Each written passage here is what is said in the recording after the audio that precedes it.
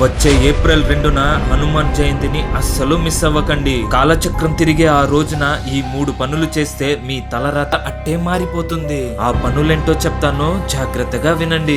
ఈ ఏడాది గ్రహాలన్నీ ఒకే వరుసలోకి వస్తున్న అరుదైన యోగంలో సాక్షాత్తు ఆ చిరంజీవి భూమిపై సంచరించే మహాగడియలివి. మొదటిది, మీ ఇంటి ప్రధాన ద్వారానికి ఇరువైపులా గంధంతో స్వస్తిక్ గుర్తులు వేసి మట్టి దీపం వెలిగించండి. మీ ఇంటిని పట్టి పీడిస్తున్న దరిద్రం, అశాంతి క్షణాల్లో అట్టే మాయమైపోతాయి. రెండవది, ఒక రాగి నాణెంకి స్వామి సింధూరం దిద్ది మీ గల్లాపెట్టిలో లేదా హ్యాండ్ బ్యాగ్ లో ఉంచుకోండి. ఇది మీ ఆర్థిక ఇబ్బందులను తొలగించి సంపదను ఆకర్షించే అంతు చిక్కిన ఆయుధం లాగా పనిచేస్తుంది. మూడవది, ఆ రోజు సాయంత్రం 11 సార్లు హనుమాన్ చాలీసా పఠిస్తూ స్వామికి వడమాల సమర్పించండి. మీ జాతకంలో ఉన్న ఎలాంటి మొండి గ్రహ దోషాలైనా ఆ వాయు వేగంతో అట్టే మాయమైపోతాయి. అండ్ మర్చిపోకుండా ఆ రోజు ఖచ్చితంగా హనుమాన్ స్వామిని ఆలయంలోకి వెళ్లి దర్శించుకోండి. ఈ విషయాన్ని వెంటనే మీ ఫ్రెండ్స్ తోటి కూడా షేర్ చేయండి.